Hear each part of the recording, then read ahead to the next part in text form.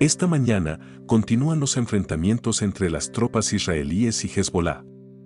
Israel destruyó con éxito 2 drones de Hezbolá en el norte. Tras el derribo de estos drones, Israel llevó a cabo un ataque aéreo en el sur del Líbano que resultó en la muerte de 2 miembros de Hezbolá.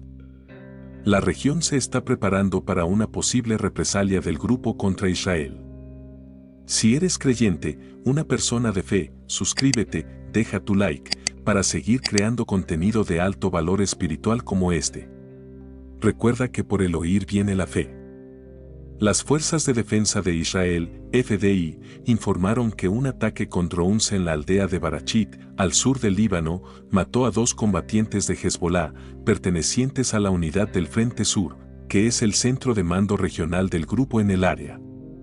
Hezbolá también confirmó las muertes, elevando el total de miembros caídos desde octubre a, al menos, 408. Esta madrugada, las FDI anunciaron que sus defensas aéreas habían derribado 2 drones lanzados desde el Líbano. El primero fue interceptado sobre la región de Kiryat Shmona, mientras que el segundo fue destruido antes de cruzar hacia Israel. Durante este incidente, las sirenas sonaron en Kiryat Shmona y áreas cercanas, pero no se reportaron heridos.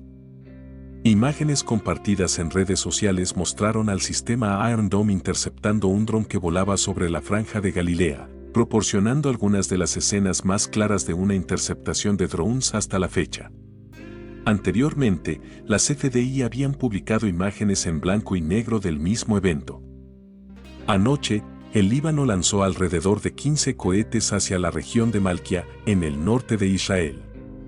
Aproximadamente una hora después, se lanzó otra andanada de unos 25 cohetes hacia el monte Merón, lo que activó las sirenas en las casas cercanas.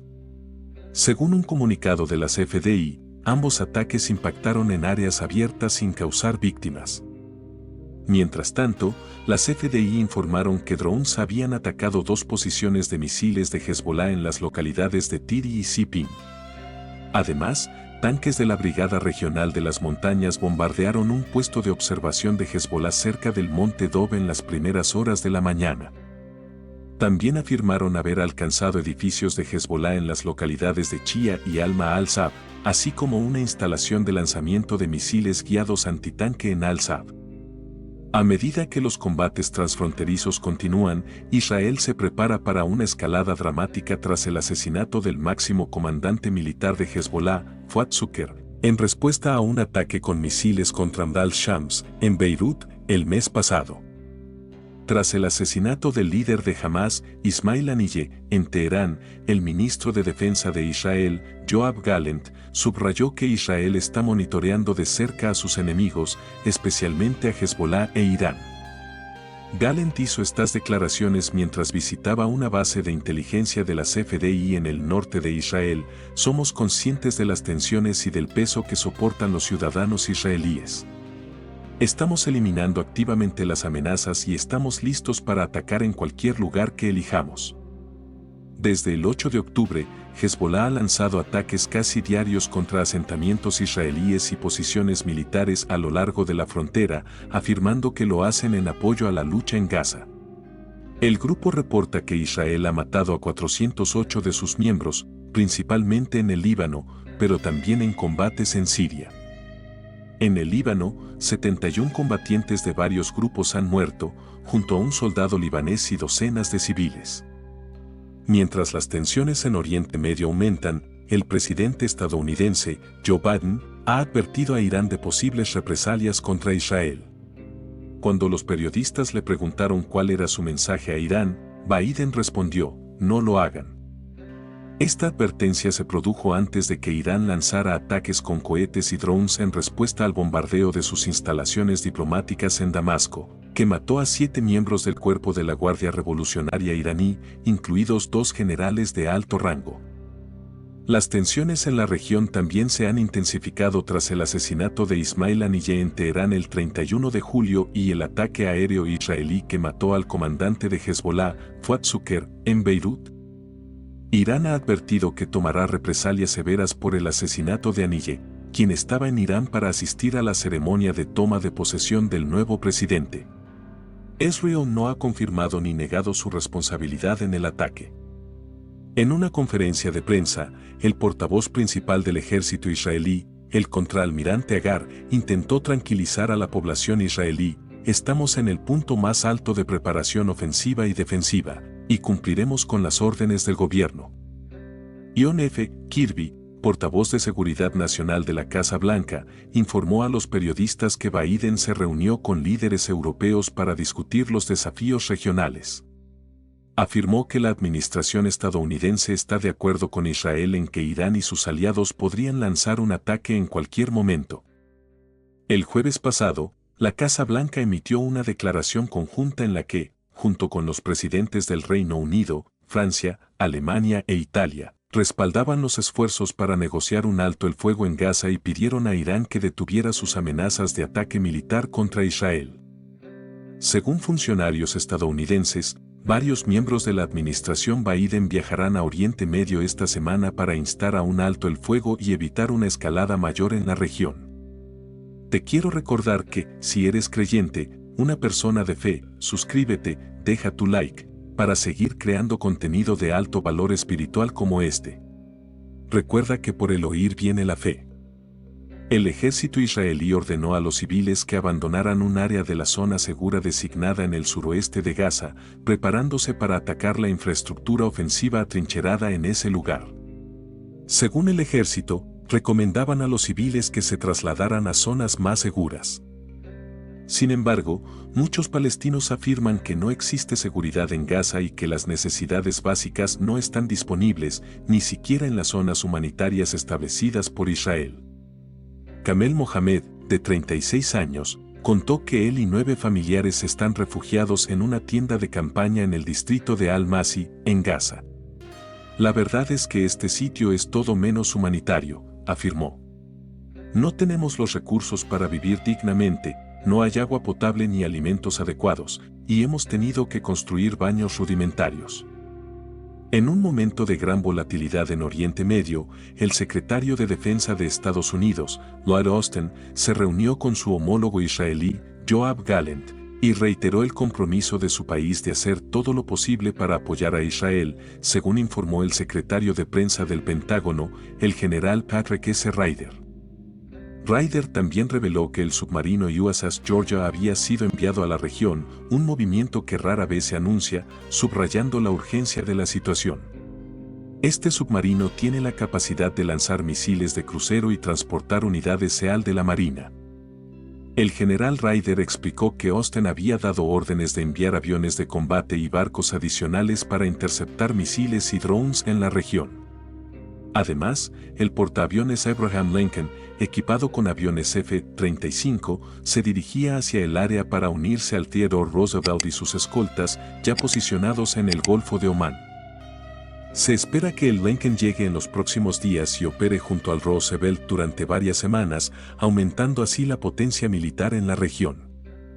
El trato duro de Netanyahu hacia Gallant refleja las disputas internas en su gabinete de derecha sobre cómo conducir la batalla en Gaza y qué sucederá con las 115 personas que permanecen cautivas allí. Gallant, miembro del partido Likud, ya había tenido conflictos con Netanyahu en el pasado. El año anterior, durante las protestas masivas, pidió al gobierno suspender la propuesta de reestructurar el sistema judicial de Israel. En mayo, Gallant advirtió que la falta de un plan posguerra en Gaza podría llevar a una ocupación permanente, lo que resultaría en un gran derramamiento de sangre. No obstante, Gallant se negó a confirmar el objetivo del primer ministro de lograr una victoria total sobre Hamás, calificándolo de absurdo. Un diputado israelí presente en una reunión de seguridad confirmó que el ministro de Defensa usó ese término. En su informe al Comité de Asuntos Exteriores y Defensa, Gallant reiteró su compromiso de alcanzar los objetivos de la guerra y luchar hasta la disolución de Hamás y la liberación de los rehenes. Un funcionario israelí, que pidió el anonimato, aseguró que, a pesar de las críticas de Netanyahu hacia Gallant, no había preparativos para destituirlo como ministro de Defensa. Entretanto, Netanyahu ha negado que Israel esté intentando socavar un acuerdo de alto el fuego en Gaza, culpando a Hamás del estancamiento en las negociaciones. Sin embargo, algunos miembros del sistema de seguridad israelí acusan al propio Netanyahu de ralentizar el proceso. Israel presentó una nueva lista de demandas a los mediadores estadounidenses, egipcios y cataríes en julio, añadiendo condiciones más rígidas que las incluidas en el acuerdo de mayo. Esto generó preocupación dentro del equipo de negociación israelí, que teme que estas nuevas demandas pongan en riesgo el acuerdo. Israel y Hamás han estado en conversaciones indirectas durante meses, con Egipto, Qatar y Estados Unidos como intermediarios, para poner fin a los combates, liberar a los detenidos y a cientos de palestinos arrestados por Israel. El Times confirmó la veracidad de los documentos que revelan cómo Netanyahu ha agregado nuevos criterios que complican el acuerdo. Aunque Hamás también ha mostrado inflexibilidad, los críticos de Netanyahu lo culpan de estar anteponiendo la estabilidad de su gobierno de coalición a la liberación de los rehenes. Su estrecha mayoría en el Parlamento depende de la extrema derecha, que solo apoya su administración si se mantiene la línea dura en Gaza. Finalmente, se reveló que Rusia ha comenzado a suministrar a Irán equipos de defensa aérea de última generación, incluidos los sistemas S-400. Este movimiento podría tener un impacto significativo en la situación en Oriente Medio, ya que muchos temen que Irán pueda lanzar un ataque en represalia por el asesinato del líder de Hamás, Ismail Haniyeh, en Teherán, un hecho que se atribuye a Israel. Las claras violaciones de los acuerdos y normas internacionales se mencionaron como parte de una conversación que tuvo lugar en Teherán, la capital de Irán. Irán ha respaldado durante mucho tiempo a grupos de poder en Oriente Medio, entre los que se incluyen Hezbollah, Hamás y los hutíes en Yemen. Estos grupos han lanzado ataques contra Israel, entre otras acciones.